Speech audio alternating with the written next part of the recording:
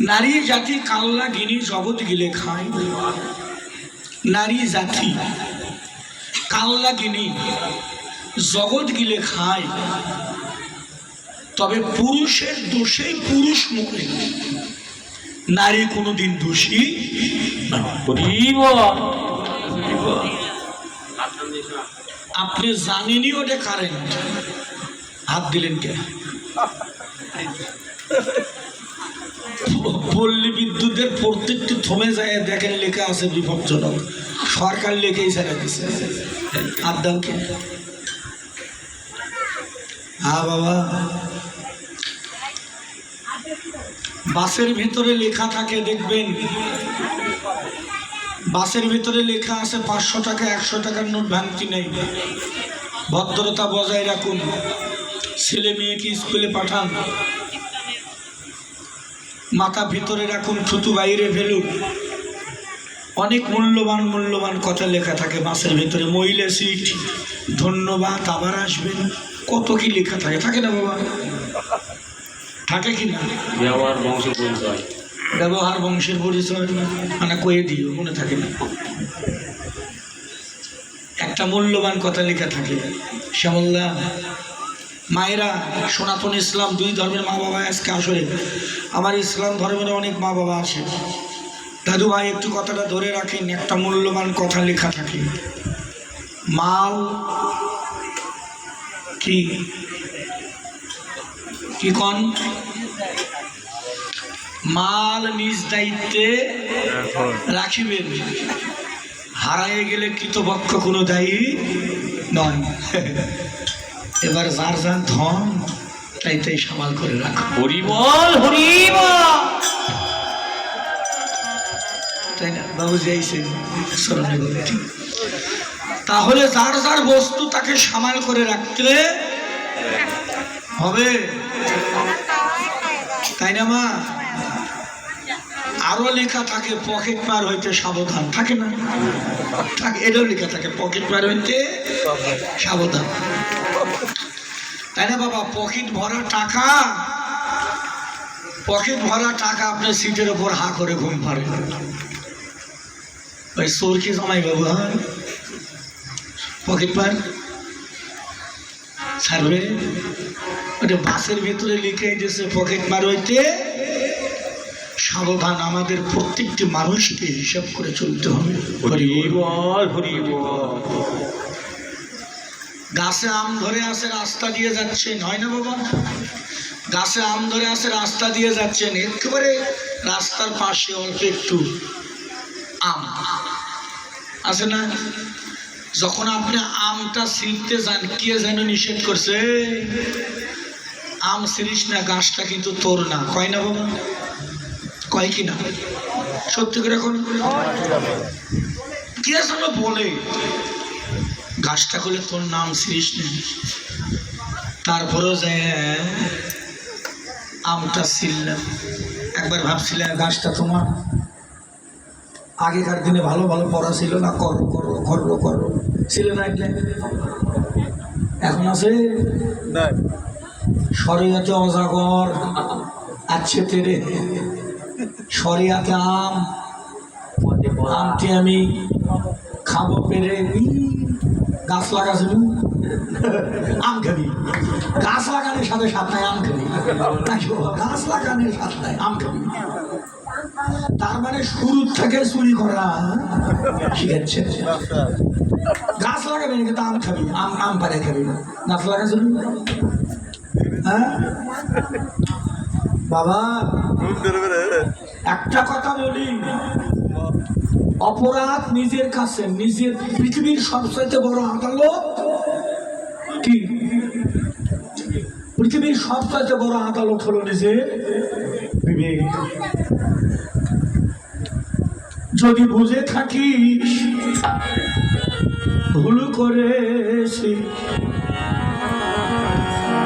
আবার কেন ভুল করতে আসিস? এখনো সময় আছে, তোরা সবাই আসরের যত ভক্ত আছো সোজা পথে চল। যদি বুঝে থাকি ভুল করেছি আবার কেন ভুল করতে আছি ও মাইদানে সোজা পথে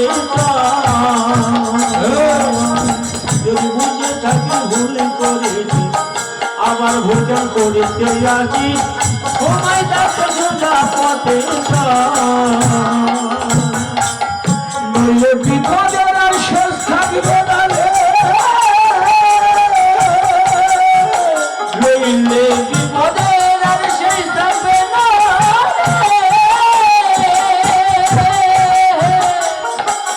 নইলে বিপদের আর শেষ থাকবে না রে। নইলে বিপদের আর শেষ থাকবে না রে তেমনি শুক্র দাদায় অথৈজ, শুক্র দাদায় অথৈজ, শুক্র দাদায় অথৈজ, শুক্র দাদায় অথৈজ, সময় থাকতে সোজা পথে চল। যদি বুঝে থাকি ভুল করেছিস আবার ভুল করতে আসিস সময় থাকতে সোজা পথে চল।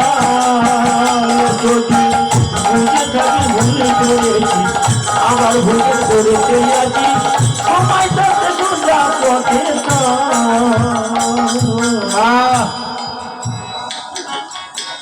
শুনিয়া বিবেকের বাণী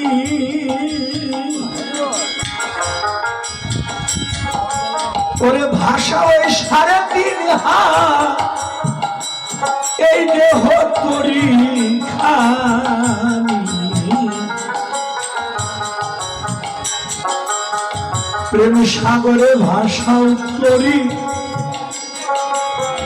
থাকবে না তোর পাপ পুণ্যের ভয়।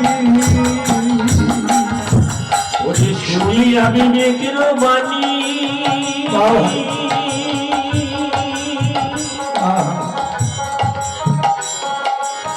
সাড়ে 3 হাতে হতো চালাম 3.5 হাত দেহ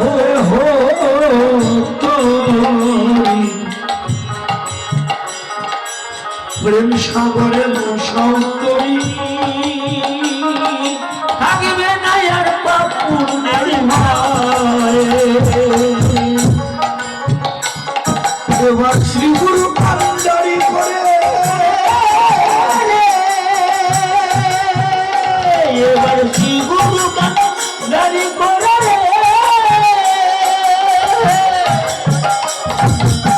রাধা নামের বাদাম দে, রাধা নামের বাদাম দাও, রাধা নামের বাদাম দে। এবার রাধা নামের বাদাম দাও, সময় তাকে কাছে সোজা পথে যাও। যদি আমি ভুল করেছি আবার ভুল করতে আছি সময় তাকে সোজা পথে যাও। যদি বুঝে থাকি ভুল করেছি আবার ভুল করতে আছি সময় তাকে সোজা পথে যাও। এক ভুল 2 বার খেলে আমরা যে ভুল করি মা করে বুঝতে পারি তারপরেও মানি না। দিদিমণিরা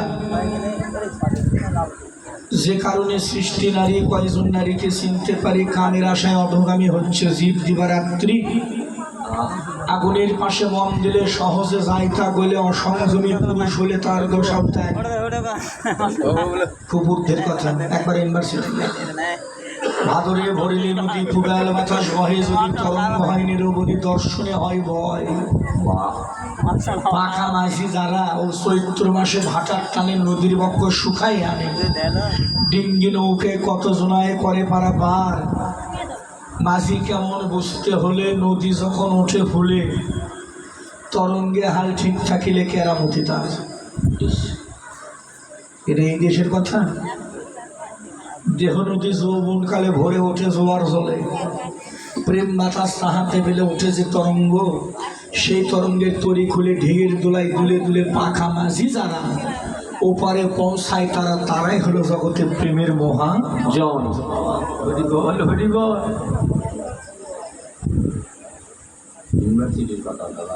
মাসিমা দাদু ভাই লালনের একটা গান আছে শুনেছেন, লালন গিয়েছিলেন হাতের কাছে ভরা কলস থাকতে নদী মেঘনা মেঘনা। লালন বলো জল পিপাসায় ও যার আপনার আপন খবর হয় না। হয় না। মেঘনা মানে কি?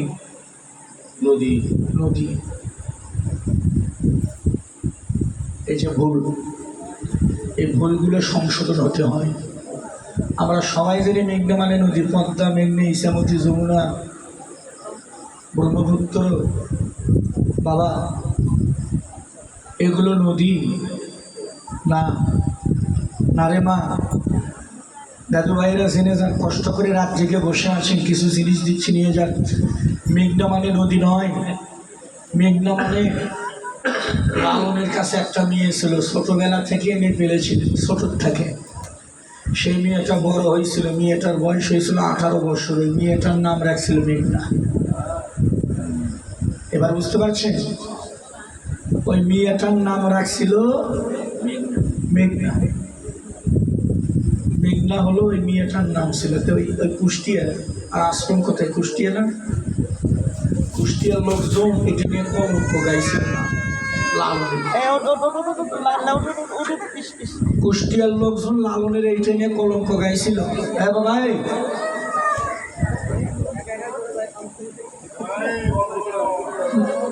যে লালন ভালো না, লালনের চরিত্র নষ্ট হয়ে গেছে। কেন? লালন একটা সাধু মানুষ, তার কাছে একটা যুবতী মেয়ে, এটা নিয়ে কুষ্টিয়া জেলার মানুষ ওই লালনের বিষের ডাকলেন। এক ভক্ত যা করছে, বাবা আপনার তো বিষের কিসের? যে মেয়েটা সে রাখছেন এর জন্য বিষের। ঠিক আছে, বিষের বসলেন বৈকাল বেলা। লালন তার একটা ভক্তকে দোকানে পাঠায় দিল, বাবা তুমি 1 কেজি বাতাসা কিনে।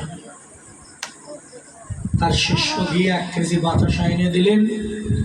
চেয়ারম্যান মেম্বার যারা ছিলেন সবাই কিনে বিষের বসলেন লালনের বিষের।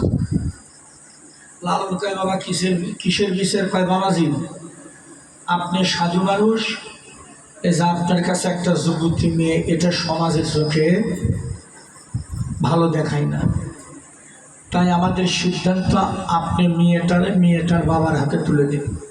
আপনি সাধু মানুষ, আপনার কাছে একটা নারী থাকবে। লালন করে ঠিক আছে, বিচারে যা হয় আইনে যা হয় মেনে নেব। লালন একটা করে বাতাসা সবার মুখের মধ্যে জিহ্বার উপর দিল। প্রত্যেকটি বিচারে যে কয়টা মানুষ ছিলেন বাবা, সবার মুখের ভিতর লালন বাতাসা দিলেন।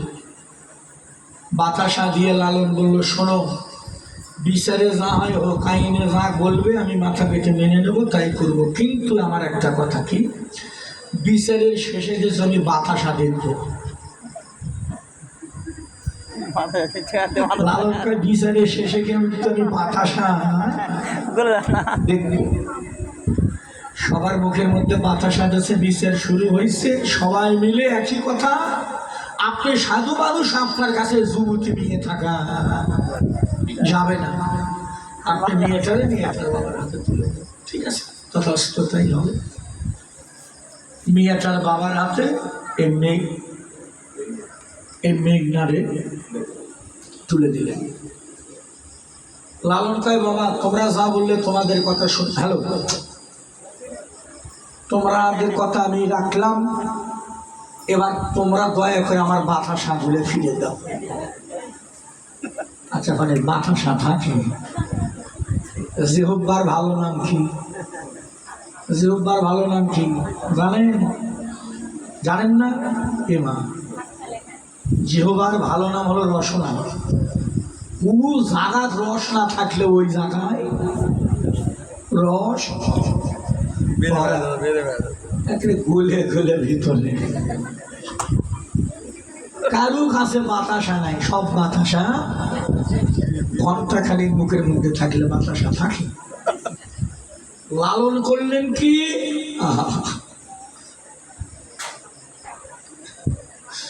মায়েরা খুব মূল্যবান কথা, এই কথাটার ওজন অনেক, কিন্তু কথাটা বুঝতে হবে। আমি ছোট্ট একটা তত্ত্বের মধ্যে আপনাদেরকে বিশাল বড় তত্ত্ব বুঝবার চেষ্টা করছি, কিন্তু রাসটা হলো গোপন তত্ত্ব। রাস কিন্তু বাহির তত্ত্ব নয়, রাসপালা কীর্তনটা পুরাটা ভিতর। আর ভিতর তত্ত্ব যদি না জানেন তাহলে বুঝতে পারবেন না। জীবের জন্য রাস নয়। এই যে কথাটা লালন, লালনও একই সঙ্গে বাতাসা তার মুখে রেখেছিলেন। ঘণ্টাখানেক পরে বিচার শেষ হয়ে গেল। লালন তার মুখের ভিতর থেকে শুকনো বাতাসা বাইর করে কইল, বাবা এই যে আমার বাতাসা শুকনোই আছে। বিচারের লোকজন কয়, বাবাজি এই বাতাসা দিয়ে আপনি আমাদের কি বুঝাইলেন? লালন এটা কিন্তু বাস্তব ঘটনা, সত্য ঘটনা বলছে। লালনের জীবনী পড়ে দেখেন, এই কুষ্টিয়ার ঘটনা। লালন দু চোখের জল ছেড়ে কেঁদে বলেছিল ওই দিন ওই বিচারের মধ্যে, বাবা আসলে তোমরা যা ভাবছো তা নয়, এই বাতাসা আমার কাছে যেভাবে আছে এই মেয়েটা আমার কাছে সেইভাবেই আছে। হরি হরি হরি নিতাই নিতাই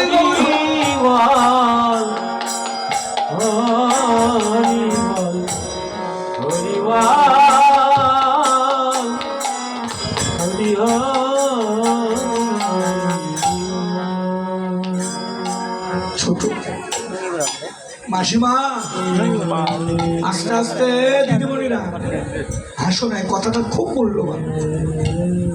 সাধন জগতে যাইতে চাইলে তোমাকে এই জায়গাতে এসে দাঁড়াতে হবে, তবে সাধু। খালি মুখে মুখে কইলে সাধু হয় না। লালন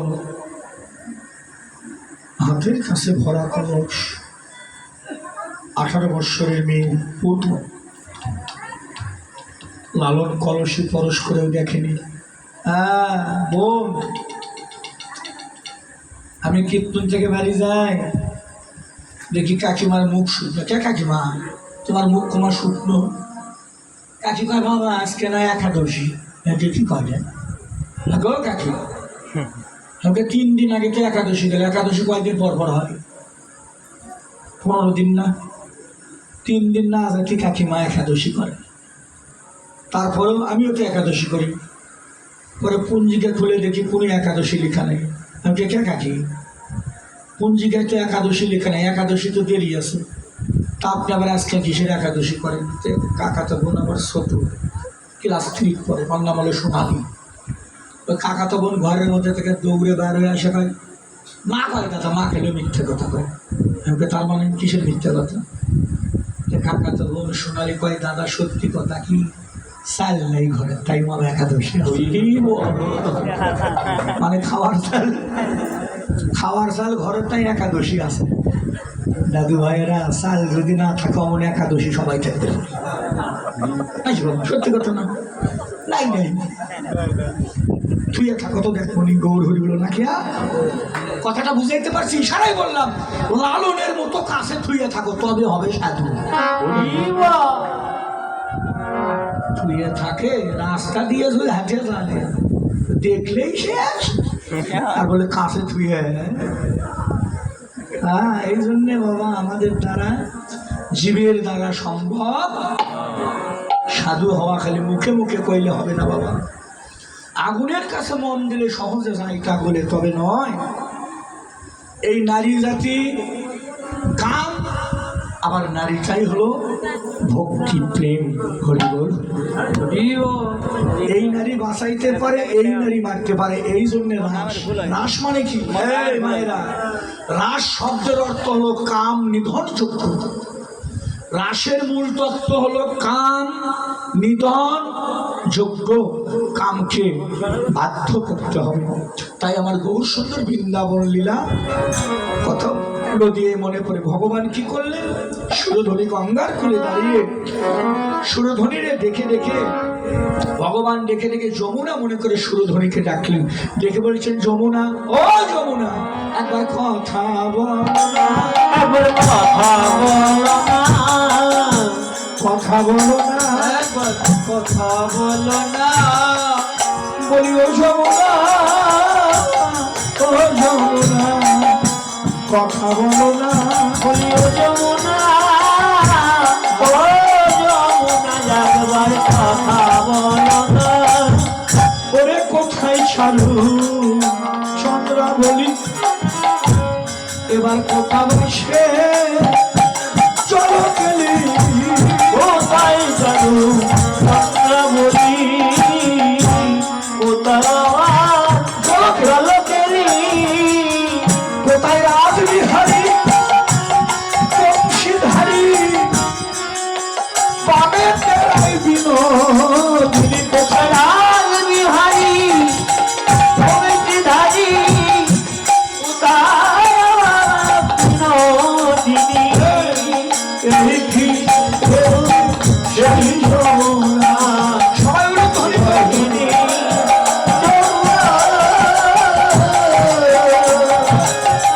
এই কি রে তুই সেই যমুনা, বিরোহিনী যমুনা।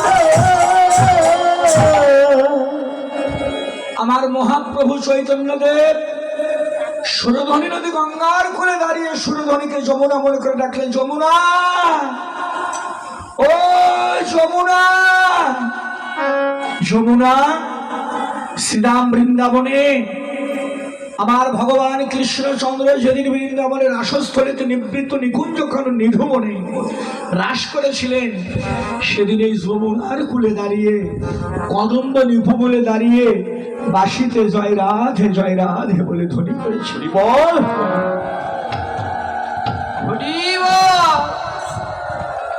আমাদের মহাপ্রভু চৈতন্যদেব সেই সুরধ্বনি গঙ্গারে যমুনা মনে করে সুরধ্বনির তটে দাঁড়িয়ে যাচ্ছে। কিন্তু বৃন্দাবনে রাস নদী হবে কি করে হবে? যেখানে রাস হয়েছিল সেখানে ছিল বিভিন্ন প্রকার ফুলের বাগান। এটা বুড়িমা কালীতলা খঞ্জনপুর, এখানে কোথায় ফুলের গাছ, ফুলের বাগান না থাকলে রাস হয় না। মহাজন বলছে, গো আজকে এই কীর্তন আসরে অনেক ফুলের বাগান আছে, ফুল বন দেখি বৃন্দা ওরে বনের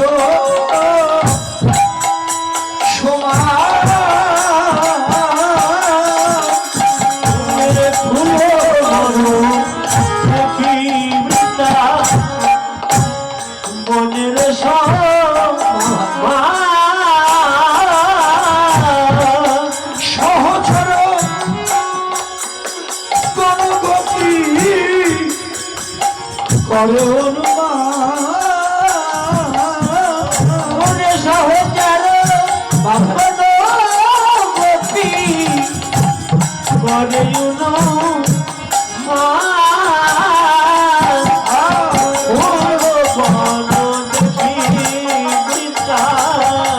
বৃন্দাবনের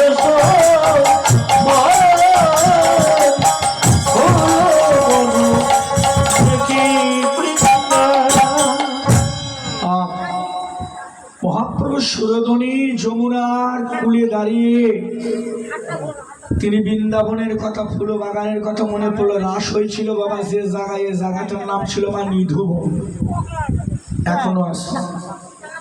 ভাই এত নড়াচড়া করিস কেন?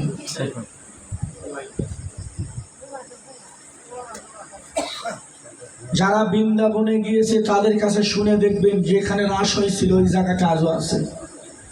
বৃন্দাবনে বাবা 5,500 মন্দির, 5,500 মন্দির, 5,500 বৃন্দাবনের হিসাব। আর হবে না কেন? বৃন্দাবন তো ছোটখাটো জায়গা না বাবা, 84 ক্রোশ মা, চতুর্দিক 1 ক্রোশে 2 মাইল, তাহলে কত হচ্ছে? 84 দোকানে কত হয়? হ্যাঁ 84 দোকানে কত? 168 না? তাই না বাবা? 168 মায়েরাই বারান্দার মায়েরা, বৃন্দাবনের মাপ হলো 168 মাইল। তাতে যদি আপনি এই জয়পুর হাট থেকে মাপতে নেন আমার মানে ঢাকা পার হয়ে যাবে। এটা হলো চতুর্দিকের মা। আমরা কই না চলো যাই বৃন্দাবনী, অত সহজ না, ওই মুখে করতে কয় যায়। যাইতে নিয়ে দেখো সময়টা কত লাগে। মা এর মধ্যে হলো মন্দির আছে 5,500, তার মধ্যে বাবাজিরা কিছু গোপন কথা শুনে যান।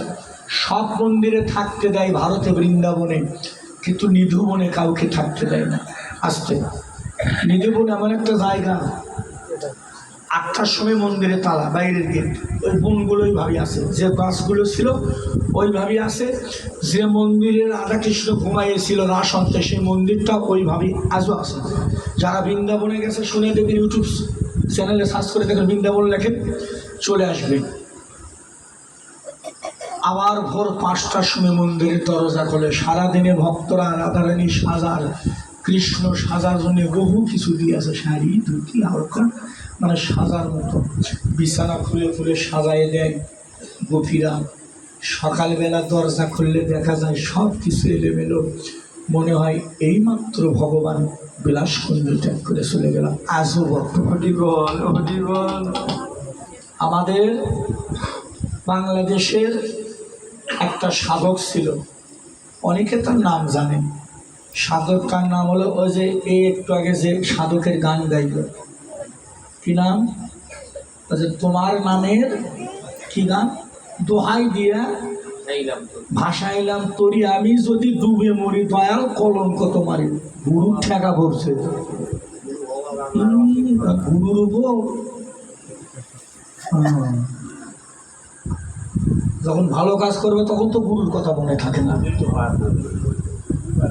হ্যাঁ বাবা, এই গানের লেখকটা হলো ভবা পাগলা। না, ভবা পাগলা গান গাইছে হলো অসীম, অসীম সরকার গাইছে, কিন্তু গানটা হলো ভবা পাগলা। খুব একটা গোপন তত্ত্ব বাবা। বাবা এই ভবা পাগলা বৃন্দাবনে গিয়ে, বৃন্দাবনে ঘুরে ঘুরে একটা গান গায়, যে গানটা আপনারা সবাই শুনেছেন। কি? এখনো সে বৃন্দাবনে বাঁশি বাজে রে, এখনো সে বৃন্দাবনে বাঁশি বাজে রে, সেই বাঁশির সুরে তালে তালে বাঁশি শুনে টানে টানে, সেই বাঁশির সুরে তালে তালে ময়ূর নাচে রে। আর কোনো সে বাঁশি বাজে রে, কোনো সে বাঁশি বাজে রে। এখনো বৃন্দাবনে বাঁশি বাজে রে, বাঁশির সুরে তালে তালে ময়ূর নাচে রে। পাগলা মানুষ তো বৃন্দাবনের পথে পথে ঘুরে বেড়ায়। আমার মনে হয় না কথাটা খুব ভালো লাগবে। ও গান গায় তো, যে 4-5টা যুবক ছেলে মাস্তান, ওরা কয় এই পাগলাই কি গান গাও? মাস্তান পিস্তল টিস্তল সব আছে। তাই পাগল কি গান গাও? পাগল একটা কাপ শুরু হয়েছে। বাবা পাগলা, বাবা গান গায়, কি গান গাও? কয় এখনো বৃন্দাবনে বাঁশি বাজে। কয় বাজে গান বাদ দাও, বাঁশি বাজে আমাদের বাড়ি তো বৃন্দাবনে। কই একদিন তো স্বামীর বাঁশি শুনলাম না। এই 5টা ছেলে কয় আমাদের বাড়ি বৃন্দাবনে, তোমার স্বামীর বাঁশি তো আমরা একদিনে শুনলাম না, আর তুমি কয় এখনো বাঁশি বাজে। আসলে বাঁশি বাজত আগে বাজত, এখন আর বাজে না। ভবা পাগলা ছেলে পেলেদের কয় বাবা এখনো বাঁশি বাজে। আবার মিথ্যা কথা, এই সাধু মানুষ কি মিথ্যা কথা কয়? এই বাজে গান তোমার মুখে যেন না শুনি। পাগল কয় বাবা রে বাঁশি বাজে। মাস্টার কয় যে পিস্তল দেখছো, একবারে হুড়ি হুড়ি করবে। মিথ্যা কথা শুধু। কিসের বাঁশি বাজে? এখন আর বাঁশি বাজে না। আমাদের বাড়ি বৃন্দাবনে, আমরা সবসময় বৃন্দাবনে ঘুরে বেড়াই। কৃষ্ণের বাঁশির ধ্বনি, এখনো রাসের বাঁশির ধ্বনি আমরা শুনতে পারি না। সেদিন ভাবা পাগলা বলেছিল ওই মাস্তান ছেলেপেলেদের, বাবা রে বাঁশি এখনো বাজে, রসর আছে, যাদের সোনার কান আজও তারা বাঁশি শোনে। কয় আর বাজে না। বাবা পাগলা কয় তোমাদের বাড়ি কার কাছে? এক ছেলে কয় ওই বাড়ি আমার। কয় তাই? কয় আমার। কয় তোমাদের বাড়িতে রেডিও আছে? কয় আছে। ভালো। কয় নতুন? কয় নিয়ে আসুন। নিয়ে আসলেন, অন করো। অন করলেন, বাবা পাগলা ওদেরকে কয় সেন্টার ঘুরো। সেন্টার ঘুরে যে সেন্টারে লাগাই দেয় সে সেন্টারে গান হয়, আকাশ বাংলা কলকাতা। পাগল কয় ভালো করে শোনো, গান শোনা যায়? ছেলে পেলে কয় হ বাবা গান শোনা যায়। পাগল বললো এবার অফ করো। অফ করলেন। পাগল কয় বাবা, পাঁচটা ছেলেকে বলছে বাবা কি? কয় রেডিও থেকে ব্যাটারি খোলো। পাঁচজন ছেলে আবার রেডিওর কভার করে রেডিও থেকে ব্যাটারি খুললেন। বাবা পাগলা কয় বাবা, ওরা কয় কি? কয় আবার সুইচ অন করো। আবার অন করলেন। বাবা পাগলা কয় সেন্টার ঘুরে। ওরা খালি সেন্টার ঘুরে। বাবা পাগলা কয় কে বাবা গান শোনা যায়? ওরা তো মাস্টার। আর তো রেখে গেছে এই পাগল, এই জন্যই তো পাগল, এমনি তোমার নাম পাগল। পাগল কয় বাবা গান শোনা যায়? কয় আবার। ও পাগল কি করে গান শোনা যাবে? কয় কেন গান শোনা যায় না? হ্যাঁ কয় কেন গান শোনা, আসতে বাবা লক্ষ্য রাখেন, কয় কেন গান শোনা যায় না? কয় কি করে শোনা যাবে? রেডিওর মধ্যে তো ব্যাটারি নেই, ব্যাটারি তো খোলা। বাবা পাগলা কয় বাবা সেন্টার তো খোলা, সেন্টার তো বন্ধ হয়নি। বিশাল মূল্যবান। সেন্টার কি বন্ধ? সেন্টার খোলা, তাহলে গান শোনা যায় না? রেডিওর ভিতরে ব্যাটারি নাই। বাবা পাগলা বলেছিল সেদিন, বাবা রে এই দেহ রেডিওর ভিতরে যদি গুরুর কাছে বসে কেউ ব্যাটারি সেট করে নিতে পারো, শ্যামের বাসি রাশের বাসি তোমরাও শুনতে পারবা। হরি হরি মা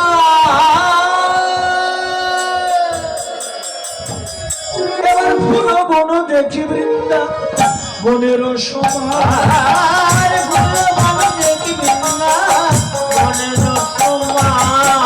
সাহস গণগতি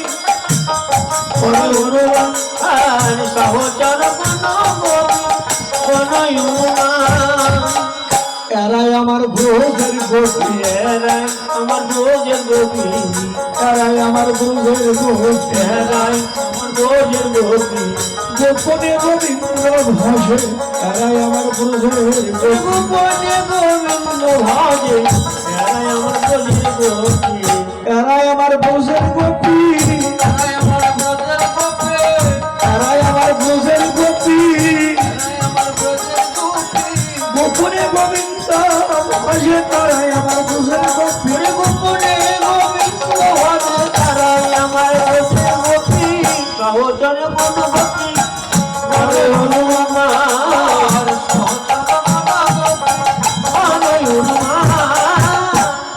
তাহলে আসরে যারা বসে আছে এরাই আমার ব্রজের গোপী। কারা? পুল্লিঙ্গ স্ত্রীলিঙ্গ, গোপী। ভাগবত খুলে দেখবে, রাস অধ্যায় পড়ে দেখবে, রাসে একজন পুরুষও যায়নি, রাসে ছিল শুধু নারী। রাসে কে কে গিয়েছিল মা? যারা গিয়েছিলেন রাসে সব ছিল নারী, পুরুষ একজনও যায়নি। তবে একটা পুরুষ গিয়েছিলেন, যার নাম ছিল কি? কোন পুরুষ গেছিল রাসে? একজন গেছিল, যার নাম ছিল দেবাদিদেব। আর রাস হলো না, রাস বন্ধ হয়ে গেল। এই যে দাদু ভাইরা কমিটির বাবুরা আসলে বাবাজিরা বসে আছেন অনেক দূরে দূরে, এই জন্য কইছিলাম এই রাস গানটা আমরা দিন না, কারণ পুরুষের কোনো রাসের অধিকার নেই। রাসে শুধু অধিকার নারী, পুরুষের অধিকার নেই। অনেক মেয়ে মানুষ বিভিন্ন জায়গার কীর্তনে যায়, অনেক মেয়ে মানুষ কয় দাদা আমাদের জনম ভালো না, কে কী হয়েছে? মেয়ে মানুষ তা মেয়ে মানুষ হয়েছে কী হয়েছে? কয় কোথাও যাবার ভাই নেই, কত দুঃখ। আসলে তা না। আজকে রাসের আসরে বলে গেলাম সব চাইতে শ্রেষ্ঠ জনম নারী জনম।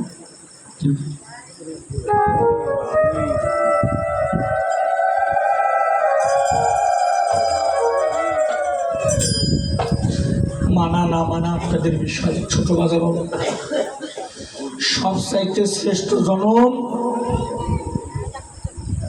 নারী জনম। হাওয়া তোমরা তো বোঝো না, তাই তোমরা সে কত মূল্যবান সম্পদ, কিন্তু নিজেকে নিজে ছিল না। গাধা সারা জনম চিনির বস্তা উগায়, কে তোর পিছে যে চিনি আছে এটা গাধা জানে না। হরি বল হরি বল, এটা গাধা জানে না। তোমরা নারী জাতি, তোমরা যে কত মূল্যবান বুঝো না তোমরা। আমরা পুরুষ, আমরা ভগবান পাবো না, কারণ পুরুষের ভেতরে ভক্তি হলো সারে না, জ্ঞান আছে বারো না। নারীর মধ্যে ভক্তি বারো না, জ্ঞান সারে না। ভগবান কইছে নারদ রে, আমি ভক্তের ভক্তির কাছে পরাজয়, জ্ঞানীর জ্ঞানের কাছে নই। হরি বল হরি বল। সেই ভক্তিটা বাধা হলো আপনাদের মতো নারীর কাছে, আমার কাছে। আমি যত মাইক দিয়ে চিৎকার করে যত কথাই কই, কিন্তু পুরুষ দেহে কৃষ্ণ ভজন হয় না। একমাত্র কৃষ্ণ ভজন হয় রমণী দেহে। এই জন্যে তোমাদের স্মরণে ভক্তি রাখি, স্বামী স্ত্রীর এক হবা। কোন স্ত্রী যদি কৃপা করে তার সারেনা ভক্তি আমার বাবারে দান করে, তাহলে মায়ের কাছে 8 আনা, বাবার কাছে 8 আনা, সমানে সমান হয়ে গেল 16 আনা। হরি বল হরি বল। এই জন্যে স্বামী স্ত্রীর 2 আত্মায় 1 আত্মা হতে হবে। কয়জনের আছে একটু হাত তুলে দেখেন তো, কয়জনের আছে?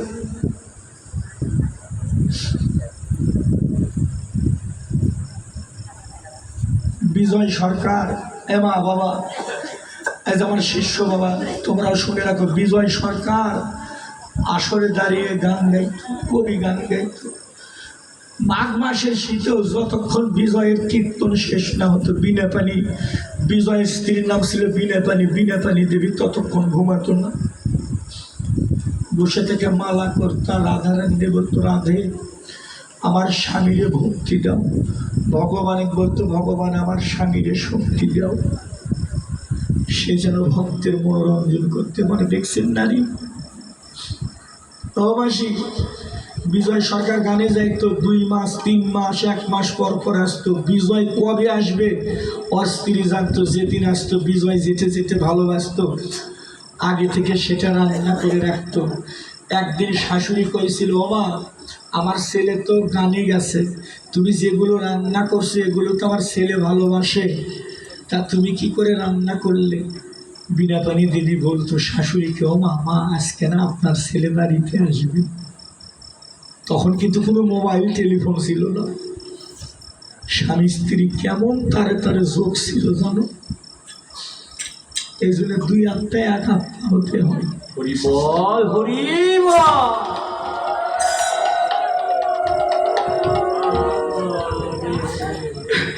আমার হয়নি, আপনাদের হয়তো সবার হয়েছে 2 আত্মায় 1 আত্মা স্বামী। আমি পারিনি, আমার হয়নি।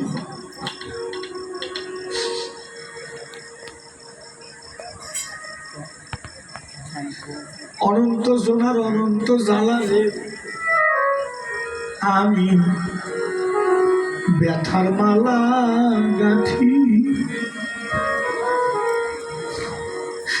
ওরে জীবনে কেউ হলো না আমার কৃষ্ণ সেবার সাথী। সবাই ধুলো মাখো, সবাই আলিঙ্গন করো, কাঁদো বাবা, নয় জলে কাঁদো রে। অনন্ত জনা অনন্ত জ্বালা আমি ব্যথার মালা বাঁচি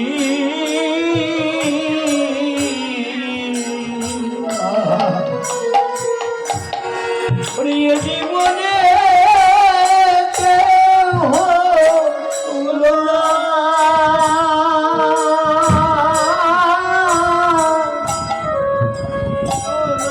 কৃষ্ণ সেবার সাথী। আমি যার কাছে যাই আমার সে ব্যথা নাই রে।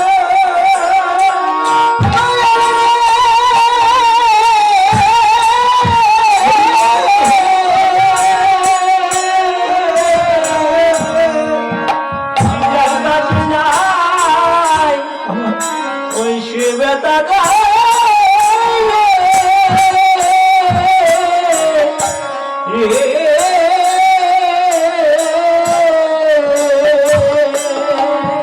আজ আমার ব্যথা ভরা এই